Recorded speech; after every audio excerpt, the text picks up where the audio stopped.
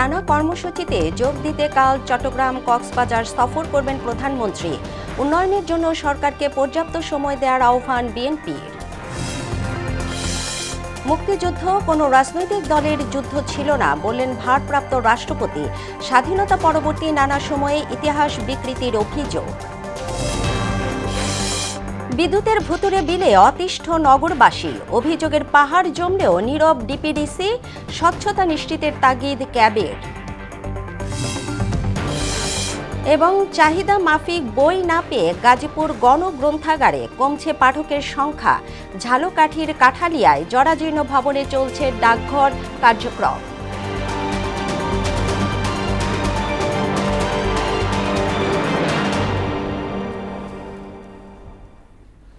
আসসালামু আলাইকুম। মোহনা সংবাদে স্বাগত। শুনছিলেন শিরোনাম, পুরো সংবাদে আপনাদের সাথে আছি তাবশিরা লিজা। প্রধানমন্ত্রীর দায়িত্ব গ্রহণের পর রোববার প্রথমবার চট্টগ্রাম কক্সবাজার সফরে যাচ্ছেন তারেক রহমান।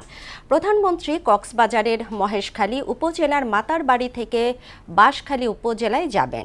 সেখান থেকে ফটিকছড়ি ও হাটহাজারীতে অনুষ্ঠান শেষে সন্ধ্যায় নগরীতে দলীয় নেতাকর্মীদের সঙ্গে সাংগঠনিক সভায় অংশ নেবেন। প্রধানমন্ত্রীর কার্যালয় থেকে ইতোমধ্যেই এই সফরসূচি চূড়ান্ত করা হয়েছে। সে অনুযায়ী সার্বিক প্রস্তুতিও জোরদার করেছে প্রশাসন। রাজনৈতিক সমস্যার সমাধান রাজপথে নয়, বরং সংসদ ও গণতান্ত্রিক প্রক্রিয়ার মাধ্যমে হওয়া উচিত বলে মন্তব্য করেছেন বিএনপি মহাসচিব মির্জা ফখরুল ইসলাম আলমগীর। সমালোচনা করার পাশাপাশি সরকারকে কাজ করার জন্য পর্যাপ্ত সময় দেওয়ার আহ্বান জানান তিনি। আর গণতন্ত্রের বিকাশে স্বাধীন সাংবাদিকতার কোনো বিকল্প নেই বলে মন্তব্য করেছেন তথ্যমন্ত্রী জহিরুদ্দিন স্বপন। শুক্রবার রাজধানীর একটি হোটেলে টেলিভিশন এডিটর কাউন্সিল আয়োজিত এক অনুষ্ঠানে এসব কথা বলেন তারা। এমদাদুল হক খানের প্রতিবেদন। সকালে রাজধানীর একটি হোটেলে টেকসই গণতন্ত্রে গণমাধ্যমের ভূমিকা শীর্ষক এক সেমিনারের আয়োজন করে টেলিভিশন এডিটর কাউন্সিল। এ সময় মূল প্রবন্ধ পাঠ করেন ইন্ডিপেন্ডেন্ট টেলিভিশনের প্রধান বার্তা সম্পাদক মোস্তফা আকমল। গণমাধ্যম সরকারের প্রতিপক্ষ নয়, আবার সরকারের মুখপাত্রও নয়। গণমাধ্যমের একমাত্র পক্ষ উচিত জনস্বার্থ। অনুষ্ঠানে অবাধ তথ্যের স্বাধীনতা, চাকরির স্বাধীনতা সহ বিভিন্ন দাবি তুলে ধরেন মোহনা টেলিভিশনের বার্তা প্রধান রাশেদুল হক। অবাধ তথ্য যাতে পাইতে পারি এবং প্রচার করতে পারি, সেই স্বাধীনতা। আরেকটা হলো আমাদের কর্মের স্বাধীনতা। সাংবাদিকতা পেশাকে বিশেষ মর্যাদা ও সুরক্ষা দেওয়ার প্রয়োজনীয়তার কথা তুলে ধরে তথ্যমন্ত্রী বলেন, মিডিয়া খাতকে নিয়ন্ত্রণ নয়, কার্যকর নিয়ন্ত্রণ কাঠামোর আওতায় আনতে হবে। একটা বেসরকারি খাতের অর্থনীতি যদি আপনার গতিশীল না থাকে, তাহলে বিজ্ঞাপনদাতা কোথায় পাবে? বিজ্ঞাপন আসবে কোথেকে?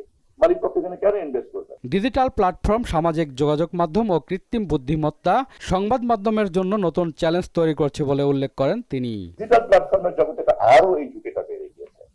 বলে এখন সেই ইনফরমেশনকে প্রোটেকশন দেয় হচ্ছে জার্নালিজমের মূল ইথিক্স, এবং ডিসঅনেস্ট জার্নালিজমকে কমব্যাট করা, ব্যাটল করা, এটাও কিন্তু জার্নালিজম, অনেস্ট জার্নালিজম। সাংবাদিকদের চাকরি নিরাপত্তা, ওয়েজবোর্ড বাস্তবায়ন ও ন্যায্য বেতন নিয়ে আরো ঐক্যবদ্ধ হওয়ার আহ্বান জানিয়ে প্রধান অতিথির বক্তব্যে বিএনপি মহাসচিব বলেন, অসহিষ্ণুতা ও প্রতিপক্ষের মত প্রকাশে বাধা টেকসই গণতন্ত্রের বড় অন্তরায়। বিনা কারণে সম্পাদকদেরকে বের করে দিচ্ছি, এগুলো নিয়ে কিন্তু আপনারা কথা বলেন না। আপনারা এখন পর্যন্ত আমি আপনাদের কোনো অ্যাসোসিয়েশনের পক্ষ থেকে, ইউনিয়নের পক্ষ থেকে, সাংবাদিকদের পক্ষ থেকে জোরালো ভাষায় এগুলোর বিরুদ্ধে কোনো কথা বলতে নেই। ভীষণভাবে অসহিষ্ণুতা, এই অসহিষ্ণুতা নিয়ে কখনো আপনার গণতন্ত্রকে টেকসই করা সম্ভব হয়। নতুন সরকারের সমালোচনা করার পাশাপাশি সরকারকে কাজ করার জন্য পর্যাপ্ত সময় দেওয়ার আহ্বান জানিয়ে তিনি বলেন, রাজনৈতিক সমস্যার সমাধান সংসদ ও গণতান্ত্রিক প্রক্রিয়ার মাধ্যমে হওয়া উচিত। 5 বছর মানে আগেই শেষ করে দেবো। এই ভাষাগুলো তো গণতন্ত্রের ভাষা না। আপনি পার্লামেন্টে আসেন, পার্লামেন্টের কথাগুলো বলেন, বলা হয়েছে পার্লামেন্টের কথা। আপনার জুলাই সনদ নিয়ে কথা আছে, গণভোট নিয়ে কথা আছে, এগুলো পার্লামেন্টই সমাধান করা যায়। গণমাধ্যমের স্বাধীনতা নিশ্চিতে সাংবাদিকদের সত্যনিষ্ঠ ও নিরপেক্ষভাবে কাজ করার আহ্বান জানান মির্জা ফখরুল। ধৈর্যটাকে রাখতে হবে, সহনশীলতা রাখতে হবে, নাহলে গণতন্ত্রকে কখনোই এগিয়ে নেওয়া যাবে না। এমদাদুল হক খান, মোহনা সংবাদ, ঢাকা। 1971 সালের মহান মুক্তিযুদ্ধ, জনতার যুদ্ধ এবং মানুষের ভোটাধিকার, মানবিক মর্যাদা ও সম অধিকার প্রতিষ্ঠার সংগ্রাম ছিল বলে মন্তব্য করেছেন ভারপ্রাপ্ত রাষ্ট্রপতি হাফিজউদ্দিন আহমদ। তিনি বলেন, এটি কোনো রাজনৈতিক দলের যুদ্ধ ছিল না, বরং জনগণের রায়কে অগ্রাহ্য করে গণতন্ত্রকে পদদলিত করার ফলেই মুক্তিযুদ্ধের সূচনা হয়।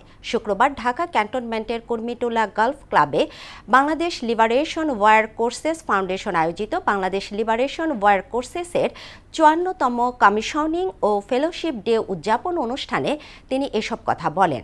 স্বাধীনতার পর যারা রাষ্ট্র ক্ষমতায় এসেছিলেন তারা অনেকেই মুক্তিযুদ্ধের প্রকৃত চিত্র জনগণের সামনে তুলে ধরেনি বলেও অভিযোগ করেন ভারপ্রাপ্ত রাষ্ট্রপতি।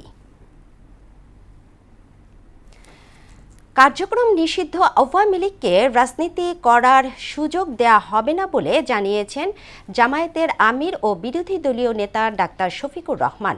শুক্রবার বাগেরহাট সার্কিট হাউসে সাংবাদিকদের সঙ্গে মতবিনিময় সভায় তিনি এই কথা বলেন। জানান, আওয়ামী লীগ দেশে সন্ত্রাসের রাজত্ব কায়েম করেছিল। তার অভিযোগ, দলটি অসংখ্য মানুষকে হত্যা ও গুম করেছে। তবে এসব ঘটনার জন্য আওয়ামী লীগের পক্ষ থেকে এখনো কোনো অনুশোচনা দেখা যায়নি। মিডিয়া পুরোপুরি স্বাধীন, আপনারা মাত্র সাক্ষী আমি বলতে যাচ্ছি। সরকারি দলের পারফরমেন্স জনগণ বিবেচনায় নিবে 5 বছর, বিচারের রায় তারা প্রদান করবে। আমরা সেই বিচারে বিশ্বাস। এখন ব্যর্থ না সার্থক এটা সরকারি দল বলুক, আমরা বলবো। বিদ্যুতের ভুতুড়ে বিলে অতিষ্ঠ নগরবাসী। গেল 2 মাস ধরে প্রিপেইড এবং পোস্টপেইড উভয় মিটারের ক্ষেত্রেই অভিযোগ বাড়ছে গ্রাহকদের। কারো বিদ্যুৎ বিল এসেছে দ্বিগুণ, কারো প্রিপেইডের ব্যালেন্স শেষ হয়ে যাচ্ছে অস্বাভাবিক দ্রুত গতিতে। অভিযোগের পাহাড় জমলেও এ বিষয়ে মুখ খুলতে নারাজ ডিপিডিসি। অন্যদিকে বিদ্যুৎ বিলে স্বচ্ছতা নিশ্চিত করে দ্রুত গ্রাহকদের ভোগান্তি দূর করার দাবি জানিয়েছে ক্যাব। নাজমুল ইসলামের বিশেষ প্রতিবেদন। বুয়েট শিক্ষার্থী সাইফুল ইসলাম মিরপুর 6 নম্বরের বাসিন্দা। ভাড়া থাকেন এক রুমের বাসায়। একসময় বিদ্যুতের জন্য মাসে 600-700 টাকা রিচার্জ করলেই চলতো পুরো মাস। অথচ গত 2 মাসে একই ব্যবহারে চোখের পলকেই শেষ হয়ে যাচ্ছে মিটারের ব্যালেন্স। আমাদের গ্রাহকদের এখন এরকম অসামঞ্জস্য বিদ্যুৎ বিল বৃদ্ধির কারণে আমাদের নিজেদের হ্যারাসমেন্ট হচ্ছে। শুধু সাইফুল ইসলাম নন, একই অভিযোগ রাজধানীর শেওড়াপাড়া, কাজীপাড়া, মোহাম্মদপুর সহ একাধিক এলাকার হাজারো গ্রাহকের। তারা বলছেন বিদ্যুতের জন্য এখন অতিরিক্ত খরচ বহন করতে হচ্ছে, যা অস্বাভাবিক। পুরো মাসে সর্বোচ্চ বিল আসতো 1500 টাকা, এখন সেটা 2200, 2300, 2500 টাকা আমরা কভার দিতে পারতেছি না। এখন যেই পরিমাণে রিচার্জ করছি কিন্তু আসলে দেখা গেছে যে আসলে অস্বাভাবিকভাবে বিদ্যুৎ গুলো আমাদের খরচ হয়ে যাচ্ছে। আগে ফ্রিজ চালাইতাম, তারপর ফ্যান চালাইতাম 2টা, এই হিসাবে এখন যেভাবে আছে ওইভাবেই আছে, কিন্তু কারেন্ট বিল বাড়ছে। একদিকে নিত্যপণ্যের ঊর্ধ্বগতি, অন্যদিকে বাড়তি বিদ্যুৎ বিল। দুয়ের চাপে দিশেহারা মধ্যবিত্ত পরিবার। মাস শেষে বিদ্যুতের বিল মেটাতেই অনেকের সংসারের হিসাব নিকাশ এলোমেলো হয়ে যাচ্ছে। 3000 টাকা কারেন্ট বিল দিয়ে, তারপর আমার গ্যাস বিল আছে, পানির বিল আছে, সংসার আছে, এগুলো দিয়ে তো আমাদের জন্য সমস্যা। ইনকাম তো কোথাও বাড়ে নাই, কিন্তু আমাদের বিল তো ঠিকই, কারেন্ট বিল, গ্যাস বিল, পানির বিল তো সমানই বাড়তে আছে। আমাদের প্রায় ডবল হচ্ছে, 2.5 গুণ 3 গুণ বেশি বিদ্যুৎ বিল দিচ্ছে, কিন্তু আমাদের তো ইনকাম বাড়ে না। গ্রাহকদের অভিযোগের বিষয়ে জানতে ডিপিডিসির সঙ্গে বারবার যোগাযোগ করেও কোনো বক্তব্য পাওয়া যায়নি। এদিকে বিদ্যুৎ, জ্বালানি ও খনিজ সম্পদ মন্ত্রণালয় এক বিজ্ঞপ্তিতে দাবি করেছে অতিরিক্ত বিদ্যুৎ বিল নিয়ে অপপ্রচার চালানো হচ্ছে। তবে এই ব্যাখ্যাকে অগ্রহণযোগ্য বলছে ভোক্তা অধিকার নিয়ে কাজ করা সংগঠন ক্যাবের সভাপতি AHM শফিকুজ্জামান। তার দাবি, বিল নির্ধারণের পুরো প্রক্রিয়ায় স্বচ্ছতা নিশ্চিত করে প্রতিটি অভিযোগ নিরপেক্ষভাবে খতিয়ে দেখা জরুরি। বিদ্যুৎ বিল যেটা সরকার অ্যাডজাস্ট করেছে, আমাদের ভর্তুকি অ্যাডজাস্ট করেছে, কিন্তু এই ভর্তুকি অ্যাডজাস্ট করতে গিয়ে দেখা গেল যে প্রায় 20% বাড়ানো হয়েছে। বাট সরকার কি এখানে যেটা আছে যে বিদ্যুৎ নিয়ে যে আপনার লিকেজ হচ্ছে, আপনার যেখানে আমরা দেখছি যে অনেক সিস্টেম লস হচ্ছে, সেখানে ক্যাপাসিটি চার্জ দিচ্ছে, তাই এই জিনিসগুলো আসলে আর একটু স্বচ্ছ প্রক্রিয়া হওয়া উচিত। সিস্টেম লস, লিকেজ ও অন্যান্য ব্যয়ের প্রকৃত হিসাব জনগণের সামনে তুলে ধরা না হলে বিদ্যুৎ খাতে আস্থার সংকট আরো গভীর হবে বলেও মনে করেন তিনি। জনগণের এই কথাগুলো শুনতে হবে, এটা না শুনলে কিন্তু মানুষের মধ্যে কিন্তু অনেকটাই আসলে বলবো যে বিরূপ একটা হতাশাও চলে আসে। নাজমুল ইসলাম, মোহনা সংবাদ, ঢাকা। যশোরের মানুষের দীর্ঘদিনের কান্নার নাম ভবদহ অঞ্চল, যার মূল কারণ হল পলি জমে নদী ও স্লুইস গেটগুলোর নাব্যতা হারানোর সৃষ্ট স্থায়ী জলাবদ্ধতা। পানি নিষ্কাশনের কার্যকর ব্যবস্থা না থাকায় লাখ লাখ মানুষ দুর্বিষহ জীবনযাপন করছেন। 140 কোটি টাকার মেগা প্রকল্পেও মেলেনি সমাধান। স্বাধীন মোহাম্মদ আবদুল্লাহর প্রতিবেদন, জানাচ্ছেন মিশাল বিনতে আনোয়ার। কাঁধে সাইকেল চাপিয়ে জলাবদ্ধতা পেরিয়ে চলাচল করেন 60 বছরের গোপাল চন্দ্র মণ্ডল। আমাদের আসলে বসবাস করা যায় না। শুধু গোপাল চন্দ্রই নন, টানা বৃষ্টিতে যশোরের অভয়নগর, মনিরামপুর, কেশবপুর উপজেলা এবং খুলনার ডুমুরিয়া, ফুলতলা উপজেলার কিছু অংশ ও ভবদহ অঞ্চলে দীর্ঘস্থায়ী জলাবদ্ধতার কবলে প্রায় 150টি গ্রামের চিত্র এখন একই। পানিতে তলিয়ে গেছে বসতবাড়ি, রাস্তাঘাট, ফসলি জমিসহ বিভিন্ন স্থাপনা। এরই মধ্যে ক্ষতি হয়েছে প্রায় 20 কোটি টাকার সম্পদ। স্থানীয়দের অভিযোগ, 21 ফিট স্লুইস গেট সঠিকভাবে না চালানো, নদীতে আরবাদ দেয়া আর পাম্প মেরামতের নামে চলছে টালবাহানা। জলজট দূর করতে 140 কোটি টাকার মেঘা প্রকল্প নেওয়া হলেও মেলেনি সুফল। আমরা বিশাল করুণসীন, আমাদের মতন করুণসীন কারণে তাদের বাড়ি পানি উঠেছে, তাদের চর্মরোগ ঠুক দিয়ে 3 মাস আগে আসছিলাম, সে সময় টুকটাক চলছিল, এখনো চলতেছে। সেট করতে তো আমার মনে হয় এবছর চলে যাবে। প্রকৃত সমস্যার সমাধান না করে তারা প্রকল্পের পর প্রকল্প দিয়ে এখান থেকে হাঁসের ডিম পড়ার মতো তারা লভ্যাংশ খেতে চায়। বসতভিটা ও প্রাণ প্রকৃতি রক্ষার দাবিতে নানা কর্মসূচি পালন করেন ভবদহ পানি নিষ্কাশন সংগ্রাম কমিটি সহ স্থানীয়রা। পানি উন্নয়ন বোর্ড ভেরিবাদ, স্লুইস গেট ইত্যাদি বসিয়েছে, হাজার হাজার কোটি টাকা খরচ হয়েছে। টিআরএম চালু হলে এই সংস্কারের জন্য আর কোনো টাকা খরচ হবে না।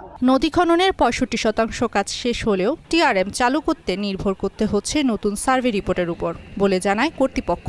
পানি নিষ্কাশন চলমান আছে, আশা করছি খুব স্বল্প সময়ের মধ্যে উপরে যে পানি বৃদ্ধিটা আছে ভবদহ এলাকার লোকালয়ের অংশে, সেই পানি বৃদ্ধিটা সহনীয় পর্যায়ে চলে আসবে। পলি ব্যবস্থাপনার বিষয়ে আপনার আইডব্লিউএম থেকে একটা সম্ভাব্যতা সমীক্ষা চলমান আছে। এই সম্ভাব্যতা সমীক্ষায় তারা যে প্রস্তাবনা দেয়, সেই প্রস্তাবনার আলোকে পরবর্তী প্রয়োজনীয় ব্যবস্থা গ্রহণ করবে। আশ্বাস আর প্রকল্পের ফ্রেমে আটকে না থেকে ভবদহের সমস্যার স্থায়ী সমাধান চান ভুক্তভোগীরা। মিশাল বিনতে আনোয়ার, মোহনা সংবাদ।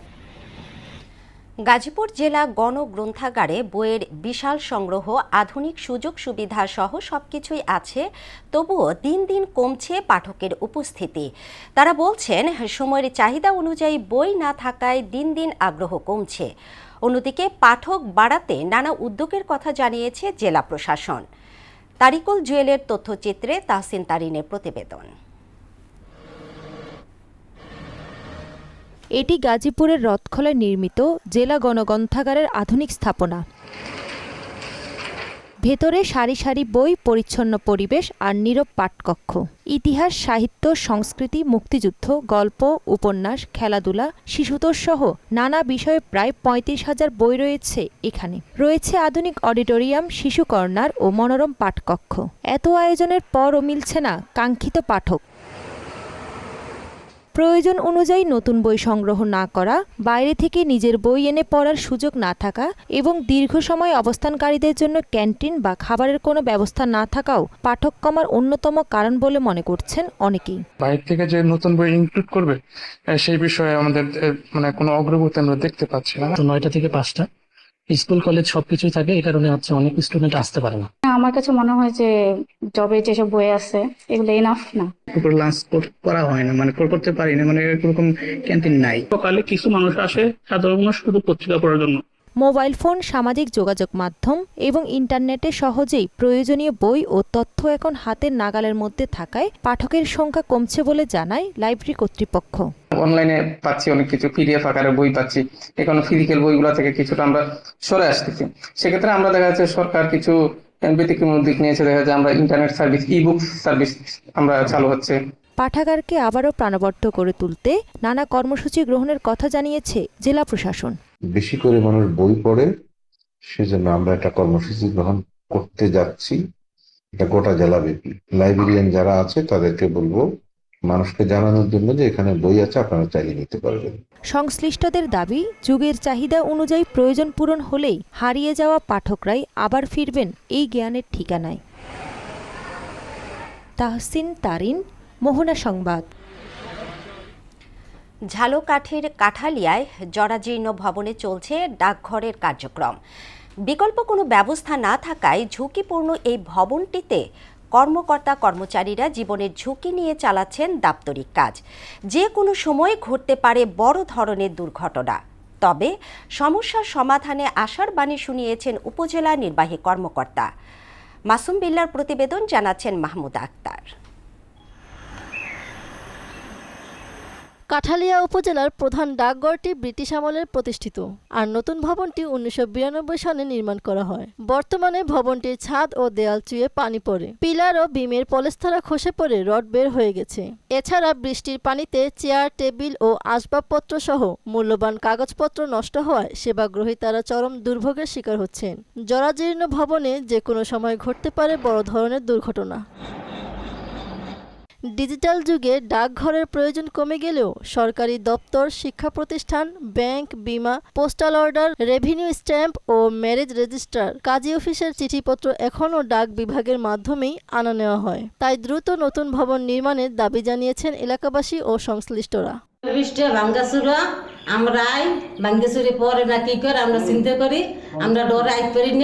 কাঠালিয়া থানার পোস্ট অফিস ওই উপরে চলটা ভাঙ্গে পড়ে, যে কোনো মুহূর্তে মানুষ অ্যাক্সিডেন্ট করতে পারে। থানার কেন্দ্রবিন্দু সেইটার বেহাল যে অবস্থা, এই জন্য আমরা অনেক চেষ্টা করছি, এবার প্রতিক্রিয়া দিচ্ছি, কিন্তু কোনো কার্যক্রম নাই। ভাঙ্গা চুরা এটা কোনো রিপেয়ারিং করা না, বাইক মরতে পারে। পানি ধরে অফিস চলাইয়া হ্যান্ড ভাঙ্গে সবগুলা চালাইয়া দেওয়া লাগে। ঊর্ধ্বতন কর্তৃপক্ষকে ভবনটি ঝুঁকিপূর্ণ বলে জানানো হয়েছে বলে জানান পোস্টমাস্টার। পোস্ট অফিসটা অনেক মানে জর্জরিত ভাঙাচুরা ভয় লাগে। আমি বিচারে ছিলাম, কিন্তু বিচার থেকে বাইরে এসে বসে কার্যক্রম চালাই।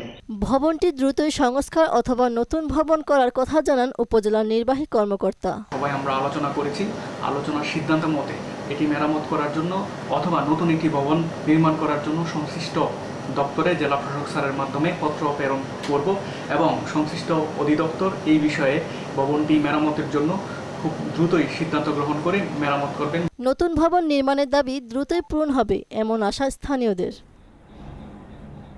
মাহমুদা আক্তার, মোহনা সংবাদ।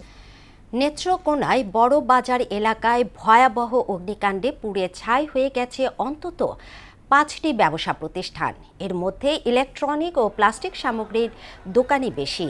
শুক্রবার রাত 9:45টায় লাগা আগুন ফায়ার সার্ভিসের 5টি ইউনিটের 2 ঘন্টার চেষ্টায় নিয়ন্ত্রণে আসে। একটি ক্রোকারিজের দোকান থেকে আগুনের সূত্রপাত হয় বলে জানানো হয়েছে। আগুনে কয়েক কোটি টাকার ক্ষয়ক্ষতি হয়েছে বলে ধারণা করছে ফায়ার সার্ভিস। যমুনা তীরের জেলা সিরাজগঞ্জ সুস্বাদু ও ঐতিহ্যবাহী গুড় উৎপাদনের জন্য পরিচিত। চলতি মৌসুমে জেলার 9 উপজেলায় আখের আবাদ হয়েছে। মাঠ জুড়ে সোনালী ফলনের সম্ভাবনা তৈরি হলেও কয়েকটি এলাকায় হঠাৎ পোকার আক্রমণে দুশ্চিন্তায় পড়েছেন কৃষকরা। সমস্যা সমাধানে নিবিড় তদারকি এবং পরামর্শ দিয়ে যাচ্ছেন স্থানীয় কৃষি কর্মকর্তারা। আশরাফুল ইসলাম জয়ের তথ্যচিত্রে জানাচ্ছেন ডলি বিনতে মনোয়ারা। সিরাজগঞ্জে উৎপাদিত আখের সিংহভাগই ব্যবহৃত হয় জেলার ঐতিহ্যবাহী সুস্বাদু গুড় তৈরিতে। কৃষি বিভাগের তথ্যমতে চলতি মৌসুমে জেলায় 800 হেক্টর জমিতে আখের আবাদ হয়েছে। এর পাশাপাশি রসালো রংবিলাস জাতের আখও এবার বেশ কদর পেয়েছে কৃষকদের কাছে। মাঠজুড়ে বিস্তীর্ণ সবুজের সমারোহে হঠাৎ কিছু কিছু ক্ষেতে হানা দিয়েছে মিলিবাগ, হোয়াইট ফ্লাই আর ছত্রাক। ফলে হারিয়ে গেছে সবুজ। বিবর্ণ আখের ক্ষেত ঘিরে হতাশা ভর করছে কৃষকের স্বপ্নে। মারিজা পোকা কম হয়েছে, এবার কালি পোকা বেশি হয়েছে। কৃষি অফিসারগুলো আসলে না, একটু দেখলে না, তাহলে আর আমাদের মনে হয় যে জিনিসটা ভালো হইলে নি। মানে তারা আসেও নাই, তারা দেখাও নাই। কৃষকেরা যদি আরো কৃষি মানে কর্মকর্তা যারা আছে, মানে ডিএস যাদের বলা হয়, তাদের থেকে যদি পরামর্শ নিয়ে যদি কাজ করতো, তাহলে ফলন মনে হয় আরো ভালো হতো। স্থানীয় কৃষি কর্মকর্তারা নিয়মিত মাঠ পরিদর্শন করে কৃষকদের প্রয়োজনীয় দিক নির্দেশনা ও সহায়তা প্রদান করছেন। কৃষি সম্প্রসারণ অধিদপ্তর এবং সুগার ক্রপ ইনস্টিটিউট যারা আছে তাদের পরামর্শক্রমে আমরা কৃষক ভাইদেরকে বিভিন্ন ধরনের বালাইনাশক পরামর্শ স্প্রে করার পরামর্শ দিচ্ছি। আমরা আশা করি যে এটি যদি যথানিয়মে স্প্রে করা হয় তাহলে এই প্রভাবটি থাকবে না। আবহাওয়া অনুকূলে থাকলে চলতি মৌসুমে আখের প্রত্যাশিত ফলনের পাশাপাশি ভেজাল মুক্ত গুড়ের উৎপাদনও নতুন মাত্রা পাবে বলে আশা আখ চাষিদের। ডলি বিনতে মনোয়ারা, মোহনা সংবাদ। এবার সারা দেশে অনুষ্ঠিত সভা সমাবেশ নিয়ে প্রতিনিধিদের পাঠানো তথ্য ও চিত্রে ডেস্ক রিপোর্ট। অংশগ্রহণ করেন সেই কর্মসংস্থানের নিশ্চয়তা, পুঁজির ব্যবস্থা এবং বেকার ভাতা চালু সহ বিভিন্ন দাবিতে নেত্রকোনায় মানববন্ধন কর্মসূচি পালন করেছে বেকার মুক্তি ও কর্মসংস্থান আন্দোলন। ফরিদপুরের বাহিরদিয়ায় বাংলাদেশ কৃষি গবেষণা ইনস্টিটিউটের বাড়ি মশলা গবেষণা উপকেন্দ্রে মশলা জাতীয় ফসলের আধুনিক উৎপাদন কলাকৌশল শীর্ষক কৃষক কৃষানি প্রশিক্ষণ অনুষ্ঠিত হয়েছে। বৃক্ষরোপণের সাজাই দিয়ে সবার আগে বাংলাদেশ এই প্রতিপাদ্যকে সামনে রেখে পিরোজপুরে বৃক্ষরোপণ অভিযান ও বৃক্ষ মেলার উদ্বোধন ও আলোচনা সভায় উপস্থিত ছিলেন পিরোজপুর 1 আসনের সংসদ সদস্য মাসুদ সাইদি ও সংরক্ষিত মহিলা আসনের সংসদ সদস্য সুলতানা জেসমিন। গাজীপুরের কালিয়াকৈর উপজেলার মৌচা ক্লাস্টারের সরকারি প্রাথমিক বিদ্যালয়ের বৃত্তিপ্রাপ্ত কৃতি শিক্ষার্থীদের সংবর্ধনা অনুষ্ঠানে প্রধান অতিথি হিসেবে উপস্থিত ছিলেন গাজীপুর 1 আসনের সংসদ সদস্য মুজিবুর রহমান। চট্টগ্রাম প্রেস ক্লাব ও চট্টগ্রাম মেট্রোপলিটন সাংবাদিক ইউনিয়নের যৌথ আয়োজনে জুলাই বিপ্লবের দ্বিতীয় বার্ষিকী উপলক্ষে ফ্যাসিবাদ জুলাই বিপ্লব ও আজকের বাংলাদেশ শীর্ষক আলোচনা সভায় উপস্থিত ছিলেন ভূমি ও পার্বত্য চট্টগ্রাম বিষয়ক প্রতিমন্ত্রী ব্যারিস্টার মীর মোহাম্মদ হেলাল উদ্দিন। বাংলাদেশ পূজা উদযাপন পরিষদ মানিকগঞ্জ জেলা শাখার নবগঠিত কমিটির প্রথম পরিচিতি সভা অনুষ্ঠিত হয়েছে। সময়ের সাথে ন্যায়ের পথে এই অঙ্গীকারকে সামনে রেখে টাঙ্গাইলের সাপ্তাহিক সময় তরঙ্গ এর উদ্বোধন ও প্রকাশনা উৎসব অনুষ্ঠানে প্রধান অতিথি হিসেবে উপস্থিত ছিলেন মৎস্য ও প্রাণী সম্পদ প্রতিমন্ত্রী সুলতান সালাউদ্দিন টুকু। জয়পুরহাটের পাঁচবিবিতে বিনামূল্যে গরিব ও অসহায় পরিবারের মাঝে এসডিএস এনজিওর পক্ষ থেকে গরু বিতরণ করা হয়েছে। সিরাজগঞ্জে ব্রাইট হেলথ স্পেশালাইজড হাসপাতালে পিএলসির আয়োজনে মালিক ও কর্মচারীদের মধ্যে বার্ষিক প্রীতি ফুটবল ম্যাচ অনুষ্ঠিত হয়েছে। মানবিক কাজের অবদান রাখায় সিরাজগঞ্জে আব্দুস সাত্তার ফাউন্ডেশনের চেয়ারম্যানকে রহমতগঞ্জ যুব সমাজের পক্ষ থেকে শুভেচ্ছা ও সংবর্ধনা প্রদান করা হয়েছে। রাঙামাটি বাঘাইছড়ি উপজেলা স্বাস্থ্য কমপ্লেক্সে চিকিৎসা ও সেবা নিতে আসা দুগ্ধদানকারী মা ও শিশুদের সুবিধার্থে একটি সুসজ্জিত ব্রেস্ট ফিডিং কর্নার এর উদ্বোধন করা হয়েছে। তরুণদের মধ্যে ক্রীড়া চর্চা, সৌহার্দ্য ও সম্প্রীতির বন্ধন আরও সুদৃঢ় করতে মেডিল পারন ক্লাবের উদ্যোগে জামালপুরের মুসলিমাবাদ এলাকায় সিংহজানি বহুমুখী উচ্চ বিদ্যালয় মাঠে প্রীতি ফুটবল ম্যাচ অনুষ্ঠিত হয়েছে। কুষ্টিয়ার খোকসায় খোকসা পৌর বিএনপির সাবেক সাধারণ সম্পাদক ও উপজেলা বিএনপির সিনিয়র সহসভাপতি মোহাম্মদ নাফিজ আহমেদ খান রাজুর উপর সশস্ত্র সন্ত্রাসী হামলার প্রতিবাদে বিক্ষোভ মিছিল ও প্রতিবাদ সমাবেশ করেছে বিএনপির শতাধিক কর্মীরা। জলাবদ্ধতা মুক্ত আধুনিক ও পরিকল্পিত চট্টগ্রাম গড়ে তুলতে সাংবাদিকদের দায়িত্বশীল ও বস্তুনিষ্ঠ ভূমিকা শীর্ষক মাসব্যাপী বুনিয়াদী প্রশিক্ষণ কর্মশালার সনদ বিতরণ অনুষ্ঠান হয়েছে। বরিশালে সমন্বিত ইপিআই এইচপিভি টিকাদান ও ওপেন এসআরপি সংক্রান্ত বিভাগীয় বিশেষ কর্মশালা ও মতবিনিময় সভায় প্রধান অতিথি হিসেবে উপস্থিত ছিলেন প্রধানমন্ত্রী স্বাস্থ্য বিষয়ক বিশেষ সহকারী ডাক্তার জিয়াউদ্দিন হায়দার। ডলি বিনতে মনোয়ারা, মোহনা সংবাদ। খেলার খবর। বাংলাদেশের ক্রীড়াঙ্গনে সাকিব আল হাসানের ভবিষ্যৎ নিয়ে অনিশ্চয়তা আরও বেড়েছে। দিল্লি থেকে শেখ হাসিনার সংবাদ সম্মেলনে ফেসবুক লাইভে অংশ নেয়ার পর তার জাতীয় দলে ফেরার সম্ভাবনাও আরও ক্ষীণ হয়ে পড়েছে। যুব ও ক্রীড়া প্রতিমন্ত্রী আমিনুল হক স্পষ্ট ভাষায় জানিয়েছেন, বর্তমান পরিস্থিতিতে সাকিবের দেশে ফিরে বাংলাদেশের জার্সিতে খেলার কোনো সুযোগ তিনি দেখছেন না। প্রতিমন্ত্রী বলেন, একজন ক্রিকেটার হিসেবে সাকিবের প্রতি অনেক সহনশীলতা দেখানো হলেও তিনি যখন সক্রিয়ভাবে রাজনৈতিক পরিচয়কে সামনে এনেছেন তখন পরিস্থিতি বদলে গেছে। শুক্রবার ক্রিক বাসকে দেয়া সাক্ষাৎকারে এসব কথা বলেন আমিনুল হক। দর্শক, এ পর্যায়ে জানিয়ে দিচ্ছি আজকের সংবাদপত্রের গুরুত্বপূর্ণ শিরোনাম।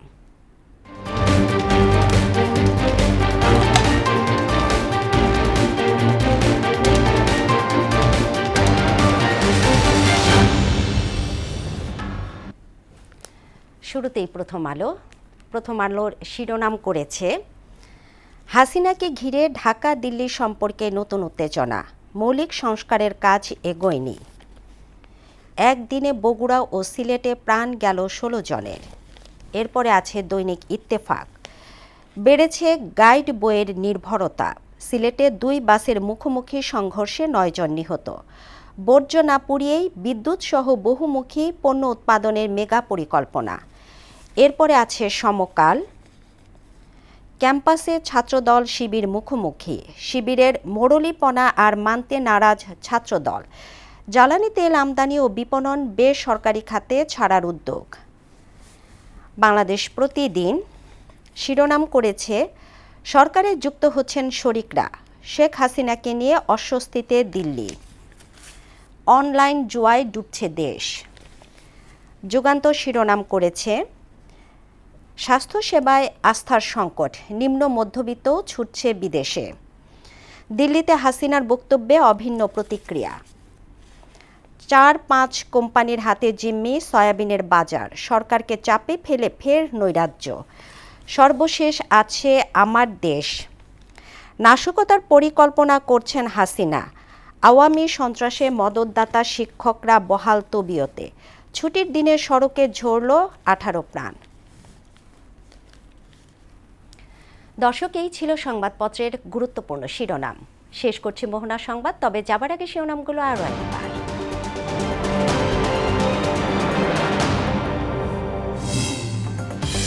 নানা কর্মসূচিতে যোগ দিতে কাল চট্টগ্রাম কক্সবাজার সফর করবেন প্রধানমন্ত্রী। উন্নয়নের জন্য সরকারকে পর্যাপ্ত সময় দেওয়ার আহ্বান বিএনপি। মুক্তিযুদ্ধ কোনো রাজনৈতিক দলের যুদ্ধ ছিল না বললেন ভারপ্রাপ্ত রাষ্ট্রপতি। স্বাধীনতা পরবর্তী নানা সময়ে ইতিহাস বিকৃতির অভিযোগ। বিদ্যুতের ভুতুড়ে বিলে অতিষ্ঠ নগরবাসী, অভিযোগের পাহাড় জমলেও নীরব ডিপিডিসি। স্বচ্ছতা নিশ্চিতের তাগিদ ক্যাবের। এবং চাহিদা মাফিক বই না পেয়ে গাজীপুর গণগ্রন্থাগারে কমছে পাঠকের সংখ্যা। ঝালকাঠির কাঠালিয়ায় জরাজীর্ণ ভবনে চলছে ডাকঘর কার্যক্রম।